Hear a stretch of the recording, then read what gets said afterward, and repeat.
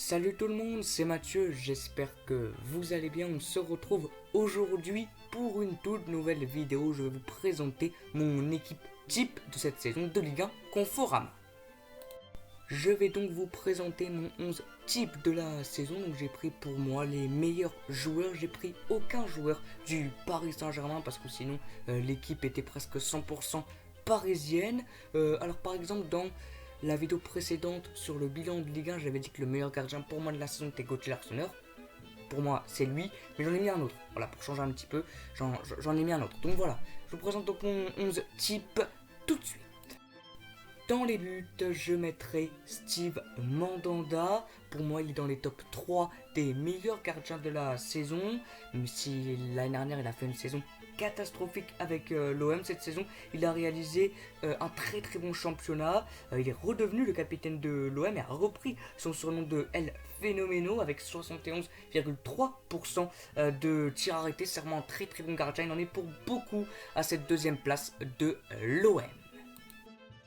Pour le premier poste de défenseur central, je mettrai Nicolas Pallois. C'est le patron de la défense du FC Nantes. Il est très difficile à passer, pas très rapide mais très très costaud. C'est l'un des défenseurs les plus expérimentés et redoutés de Ligue 1.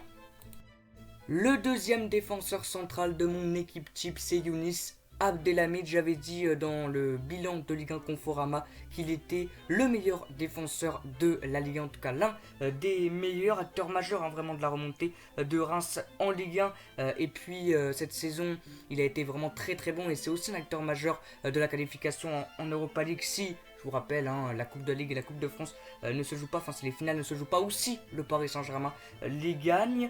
Ce n'est pas pour rien que Reims c'est l'une des meilleures défenses de Ligue 1 avec Montpellier et le Paris Saint-Germain.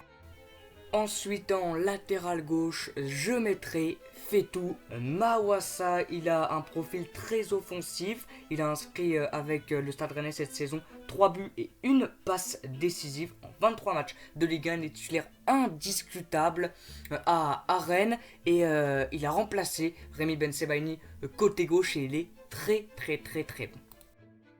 Latéraux 100% rennais, car de l'autre côté, en latéral droit, je mettrai Amari Traoré. Vraiment, les deux, ils ont un profil assez ressemblant, ils sont très complémentaires.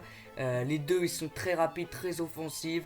Ils font des transversales exceptionnelles pour changer le jeu. Ils sont très très bons, donc je mettrai côté gauche de ma défense, Amari Traoré. Place maintenant au milieu de terrain et en numéro 6, je mettrai Boubacar Kamara, très très bon avec l'Olympique de Marseille. Il a su s'imposer dans le milieu de terrain, lui qui était en défense centrale l'année dernière et en début de saison. Il a été replacé par Villas-Boas. Il est vraiment très très bon et il forme avec Rongier et Sanson un des meilleurs trios du milieu de terrain de la Ligue. Pour le premier numéro 8, je mettrai Eduardo Camavinga, la plus belle révélation de la saison. Aucun milieu de terrain de Ligue 1 n'a gagné plus de duels que lui avec 214 duels gagnés. C'est une des révélations vraiment de la saison et du Stade Rennais. Il a été indiscutable dans le 11 de Julien Stéphan dès le début de la saison et il est vraiment très très très très bon. Le deuxième numéro 8, ça serait Renato Sanchez. Même s'il n'a pas fait un très très bon début de saison avec Lille, c'était peut-être le temps de l'adaptation, de passer de la Bundesliga avec le Bayern à la Ligue 1. Il faut quand même un petit peu de temps d'adaptation. Il est vraiment très très bon. Il a enchaîné les matchs, les performances de haut niveau, surtout en deuxième partie de saison avec le LOSC. Et il a inscrit 3 buts et fait une passe décisive. Commençons maintenant le trio offensif en commençant par le numéro 9, Wissem Ben Yedder, l'un des meilleurs buteurs de la saison avec 18 buts juste derrière Kylian Mbappé. C'est l'une, je pense, des meilleures recrues de la saison pour l'AS Monaco. Il a vraiment permis à Monaco d'être dans le top 10 parce que sans lui, je pense que l'AS Monaco c'était pas parti pour une saison comme l'année dernière, mais je ne sais pas s'ils auraient pu être dans le top 10 sans Wissem Ben Yedder et ses 18 buts. Ensuite, en ailier gauche, je mettrai Dimitri Payet, très bon cette saison avec l'OM. Il en est beaucoup de la deuxième place de l'Olympique de Marseille. Il a mis 9 buts et 4 passes décisives. Il a vraiment été très très bon et s'est imposé comme le leader technique, je pense, cette saison de l'OM.